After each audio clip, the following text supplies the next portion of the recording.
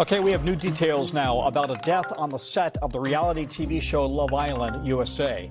According to ITV America and Peacock, James Barker, an executive producer of the show, died after what's being described as an unexpected medical emergency while the show was filming in Fiji. Peacock is owned by NBC Universal, the parent company of NBC News.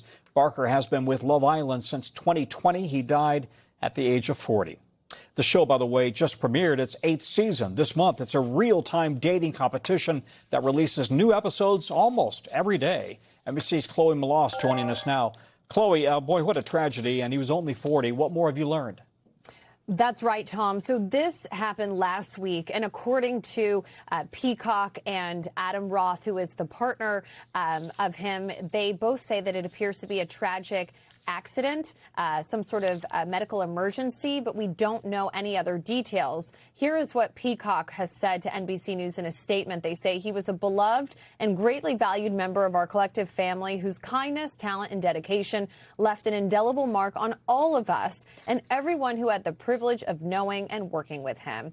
And then Adam Roth, his partner, said James was such a champion of the community of young music artists he was able to introduce to audiences on Love Island. We met at a Billie Eilish concert, and live music was a constant in our relationship. Tom, Barker was a DJ for 20 years, and he built a fan base across the country, and he frequently posted on social media about the concerts that he would go to with Adam Roth, and his role as an executive producer on Love Island allowed him to marry those two loves of reality TV, of which he had a long history of working on a lot of shows before he got to Love Island a few years ago, and his love of music and working on the music for this show, Tom.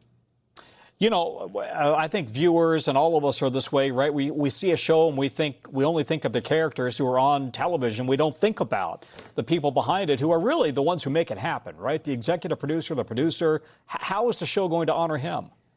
You know, that's right, Tom. He had been with the show since 2020, and what we do know is that they are going to be honoring him in some way, shape, or form tomorrow night on the Tuesday episode of Love Island.